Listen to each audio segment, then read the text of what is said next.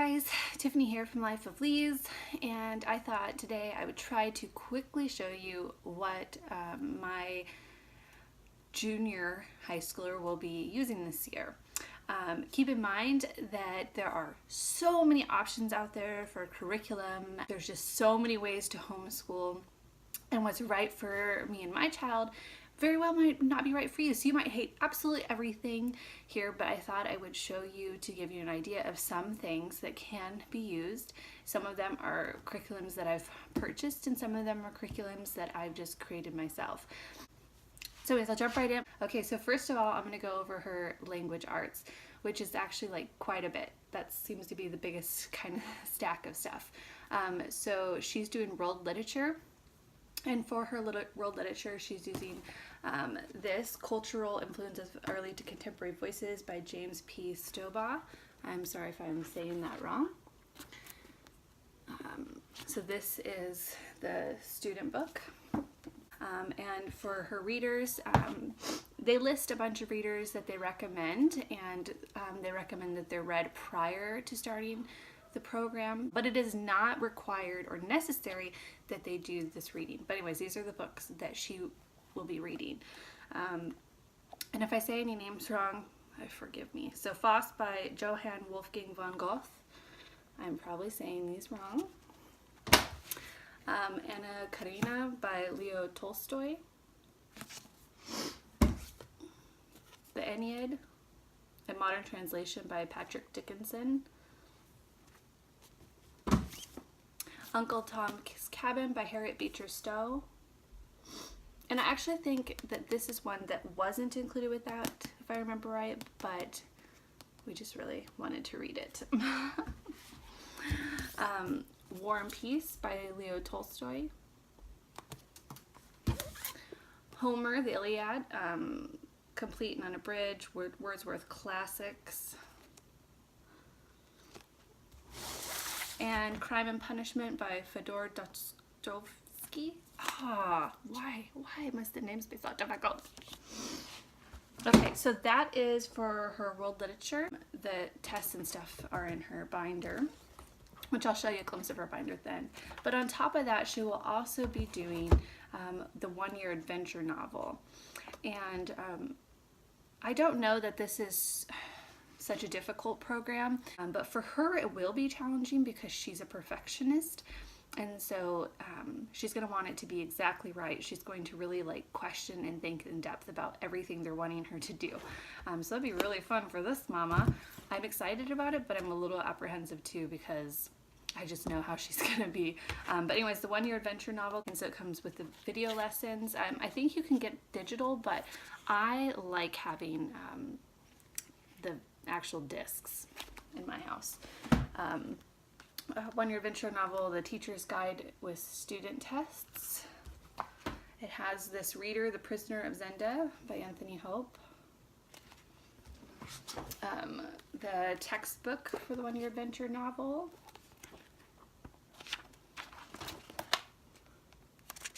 So it has like reading and, you know, questions and that kind of thing. And this is the workbook. Now I actually cut it and bound it. I just like to do that. So this is her workbook.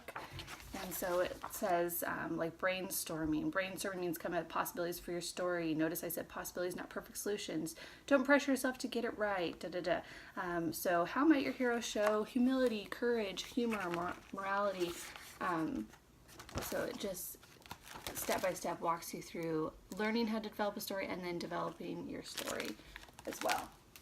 So she's really excited about that. We have some electives, and my daughter's really into like true crime, forensics, all that kind of stuff. She's fascinated by it, very into it. So she will be doing for one of her electives, she will be doing, this is through the GREAT courses, but this is forensic history, crimes, frauds, and scandals. So you have your course guidebook. It's just a little book that basically, from what I have gathered, kind of repeats the information that you're getting in the videos that you're watching, just so that you don't have to like go back in the video to rewatch something when you're working on something or have a question. You could just like read about it and look it up in the book. So she's really excited about that. And her other elective that she'll be doing this year is street law, a course in practical law. So I found this by Glencoe. This is the Street Law, A Course in Practical Law. It's the 7th edition. So there is a newer edition, but I chose to go with the 7th edition because from what I read in reviews from teachers and homeschool parents is that the newer one took out some information that they felt was more of like the nitty-gritty stuff, and they didn't like that because it was replaced with stuff that was more tame and like they were trying to protect the students from that kind of information. I don't want to protect my kids from true life and history, the things that have happened and are out there. I want them to know about it. So anyways, this is the textbook, the student textbook for that. And I also have, see, this is the teacher's manual. Yeah, the teacher's manual. So it says include student workbook answers. It's just a paperback one. And then this is the student workbook as well. So, you know, kind of thing. So yeah, so her electives are forensic history and street law. For math, she will be doing geometry through a teaching textbook. This is the 2.0 version, so this is the disc version, and it is self-grading, which is great for me. So there's a few subjects that she will just be working on them each 2 times per week. She does them, 2 of them online. She does Spanish and typing online. She's been doing that as an online Spanish program since last year online, and she just takes like 40 minutes or so or more depending if she's just really into it that day, a couple times a week, and it's really been working for her. So she does Spanish and typing online, and then cursive. Now I know she's a high schooler and my children start learning cursive in like 3rd grade, but I just like them to continue to practice. So what I did is I actually even included like a little chart that reminds them of the letters just in case they needed it. But I just typed up quotes in print, and then they'll be required to write them in cursive, and then I'll just look and see how they're doing and if they're remembering how to form their letters correctly and that kind of thing. So cursive practice. And for the other items, I just made a little simple checklist of the week. So week 1, she'll go and check off and make sure she does each of them 2 times per week. The other thing that I created for her this year was geography. So for geography, again, I just made a little bound packet here, and she will just be studying the whole world, and I'll be breaking down bits by bits.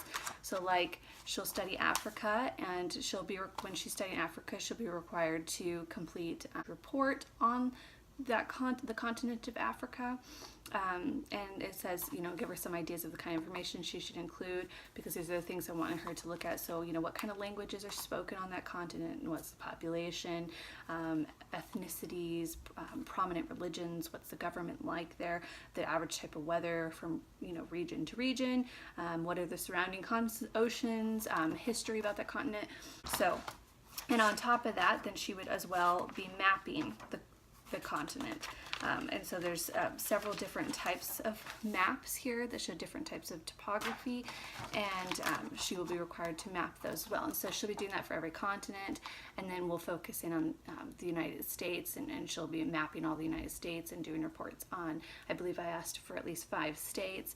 Then she'll also focus in on Canada, and she'll, you know, do her report on Canada, and then you know, break down from there. And so there's actually quite a bit. This is just some maps in here, and then the information for what I want her to do for each one. So like, again, continent of Australia, you know, that kind of thing. And I want her to take the time on her own and to just really do her own research, and I want to see what she comes up with, and I want to see how she puts it all together, and so then this is also like more writing too, really.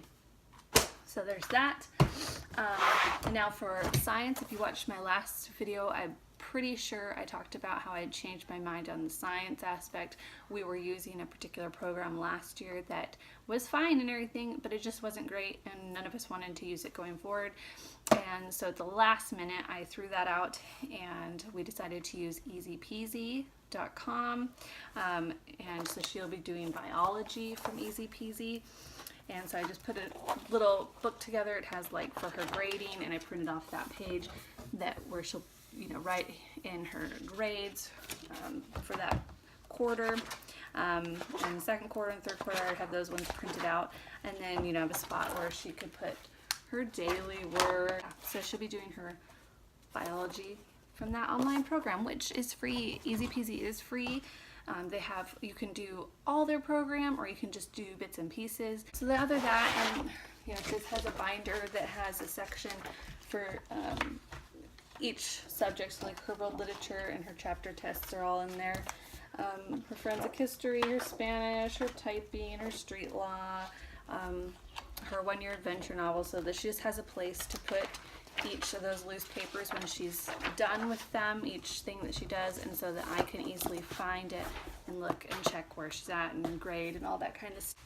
Okay, so the other thing is that again, in my last video, I talked about how I plan out the year and put it in an Excel spreadsheet, and then I pencil it into a planner, and again, I just made little bound planners, and I let the kids decorate their planners how they wanted, and we're really into horror movies in this house. Sorry, it's true. And so this is my daughter's. Yes, I know. But anyways, I have like the month, and I have marks on the days we don't do school. So I started on Monday, Tuesday, we don't do school. We're not going to do school on Wednesday. Last year we did Monday through Thursday and then didn't do school on Friday, but we decided to break it up a little bit this year. So we'll do 2 days on, day off, 2 days on, and then 2 days off. And remember that with homeschooling, you can homeschool anytime you want. So you can do nights, you can do weekends, you can do midday, you can do mornings, you can do whatever you want, doesn't matter. And then I have for each school week. So it starts off with the Monday, so August 6th through 12th will be our first week of our new school year. And I just have, the days of the week, and I have penciled in little like shorthand notes of what I want her to get done. Now I just put it in like this to kind of give her an idea of when she could do each subject, but really she can do those subjects as she sees fit, as long as by the end of the week all the subjects are completed and well. So that is the gist of what my junior will be working on this year, but there are many other things as well that we'll be doing. There's many other resources that will be used that I'm not showing you here, and on top of that, with my children, my older children particularly, there's lots of other little things that we do. We just take time together to do kind of like little unit studies, and I'm just going to quickly tell you what some of those things are that we will be discussing and learning about.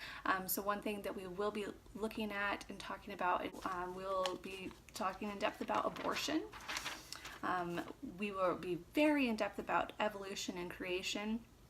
There's so much that plays into that. There's so much more than just evolution and creation. If you're like me, you remember learning about Darwin in school, well, let me tell you, there is a lot that you didn't learn, okay? We will also be learning about Jesus. And when I say that, I mean what we know about him as an actual person.